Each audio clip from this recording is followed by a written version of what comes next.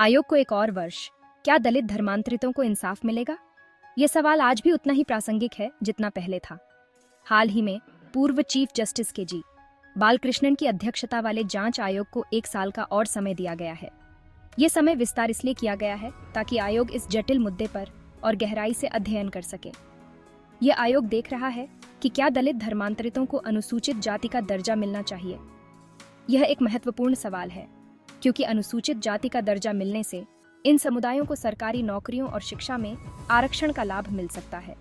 यह एक बहुत बड़ा फैसला है क्योंकि यह मुद्दा बहुत सालों से अटका हुआ है और लाखों दलित, ईसाई और मुस्लिमों की जिंदगी पर इसका असर पड़ता है।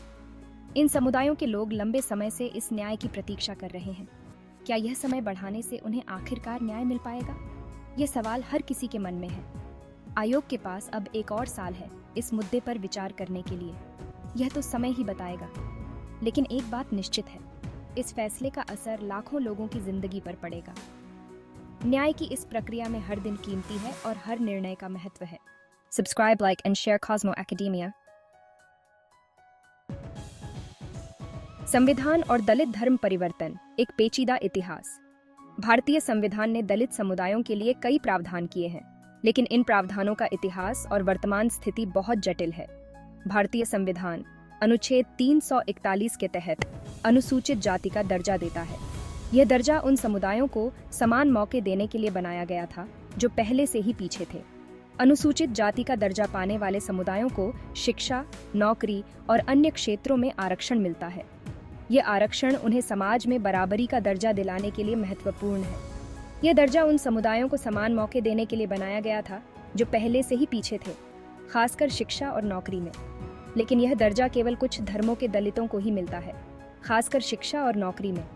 हिंदू, सिख और बौद्ध धर्म के दलितों को यह दर्जा मिलता है, जिससे उन्हें समाज में आगे बढ़ने का मौका मिलता है। हालांकि यह दर्जा सिर्फ हिंदू, सिख और बौद्ध धर्म के दलितों को ही मिलता है। यह प्रावधान इन धर्मों के दलितों को सामाजिक और आर्थिक रूप से सशक्त बनाने के लिए किया गया था। दलित, ईसाई और मुस्लिम समुदायों को इससे अलग रखा गया है, जिसकी वजह से भेदभाव और बहस होती रहती है। यह भेदभाव इन समुदायों के लिए एक बड़ी चुनौती है, जिसकी वजह से भेदभाव और बहस होती रहती है। दलित, ईसाई और मुस्लिम समुदायों के लोग इस भेदभाव के खिलाफ आवाज उठाते रहे हैं और समान अधिकारों की मांग करते रहे हैं। यह मुद्दा आज भी भारतीय समाज में एक महत्वपूर्ण बहस का विषय बना हुआ है। Subscribe, like and share Cosmo academia.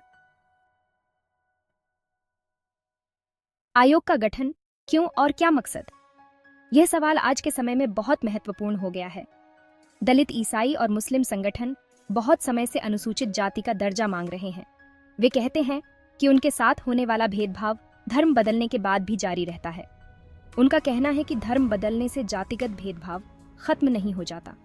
वे रोजमर्रा की जिंदगी में भी भेदभाव का सामना करते हैं, चाहे वह शिक्षा हो, रोजगार हो या सामाजिक स्वीकृति। सुप्रीम कोर्ट में कई याचिकाएं दायर की गई हैं, जिनमें यह मांग की गई है कि दलित, ईसाई और मुस्लिमों को भी अनुसूचित जाति का दर्जा दिया जाए। इन याचिकाओं में यह तर्क दिया गया है कि भेदभाव का सामना करने वाले सभी लोगों को समान अधिकार मिलने चाहिए, जिसके बाद केंद्र सरकार ने 2022 में इस मुद्दे को देखने के लिए एक आयोग बनाया। इस आयोग का उद्देश्य है कि वह इस बात की जांच करे कि क्या दलित, ईसाई और मुस्लिमों को अनुसूचित जाति का दर्जा दिया जाना चाहिए। आयोग को यह पता लगाने का काम सौंपा गया है कि क्या दलित, ईसाई और मुस्लिमों को अनुसूचित जाति का दर्जा दिया जाना चाहिए। इसके लिए आयोग विभिन्न समुदायों के नेताओं से मिलकर उनकी राय ले रहा है और साथ ही उन मामलों का भी अध्ययन कर रहा है जिनमें भेदभाव की शिकायतें दर्ज की गई हैं। यह मुद्दा नया नहीं है। भारत में जातिगत भेदभाव का इतिहास बहुत पुराना है और इसके खिलाफ लड़ाई भी उतनी ही पुरानी है।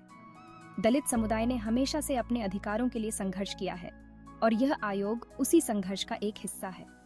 आयोग की रिपोर्ट का इंतजार सभी को है, क्योंकि यह रिपोर्ट यह तय करेगी कि दलित, ईसाई और मुस्लिमों को अनुसूचित जाति का दर्जा मिलेगा या नहीं। यह एक महत्वपूर्ण कदम होगा जो इन समुदायों के भविष्य को प्रभावित करेगा।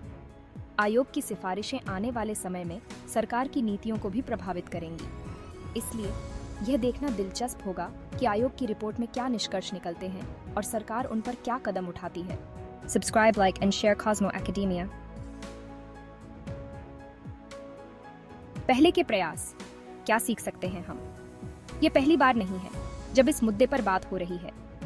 पहले भी कई आयोगों ने इस पर गौर किया है, जैसे कि प्रथम पिछड़ा वर्ग आयोग और रजिंदर सच्चर रिपोर्ट। इन आयोगों ने माना है कि दलित, ईसाई और मुस्लिमों के साथ भेदभाव होता है और अनुसूचित जाति का दर्जा देने की सिफारिश की है। हालांकि सरकार ने अभी तक इन सिफारिशों पर कोई ठोस कदम नहीं उठाया है। Subscribe, like and share Cosmo academia. केंद्र सरकार ने अब तक दलित, ईसाई और मुस्लिमों को अनुसूचित जाति का दर्जा देने से मना किया है। सरकार का कहना है कि धर्म बदलने पर दलित जाति व्यवस्था से बाहर हो जाते हैं और उन्हें बाकी धार्मिक अल्पसंख्यकों की तरह माना जाना चाहिए। यह मुद्दा सामाजिक न्याय और धार्मिक स्वतंत्रता के बीच एक बड़ी बहस को सामने लाता है। ये सवाल उठता है कि क्या आरक्षण धर्म पर आधारित होना चाहिए या सामाजिक आर्थिक पिछड़ेपन पर। Subscribe, like and share Cosmo academia. 1 साल और क्या उम्मीदें हैं? आयोग को 1 साल का और समय मिलने से इस मुद्दे पर गहराई से अध्ययन और व्यापक विचार विमर्श करने का मौका मिलेगा। यह एक अच्छा कदम है, क्योंकि जल्दबाजी में लिए गए फैसले से किसी का भला नहीं होगा। हमें उम्मीद करनी चाहिए कि आयोग सभी पक्षों की बात ध्यान से सुनेगा और एक निष्पक्ष रिपोर्ट पेश करेगा। Subscribe, like and share Cosmo academia. आयोग की सिफारिशें, क्या होगा असर? आयोग की सिफारिशों का भारत के सामाजिक ताने बाने पर बहुत गहरा असर पड़ सकता है। अगर आयोग अनुसूचित जाति का दर्जा देने की सिफारिश करता है, तो इससे लाखों दलित, ईसाई और मुस्लिमों को शिक्षा और रोजगार के ज्यादा मौके मिलेंगे।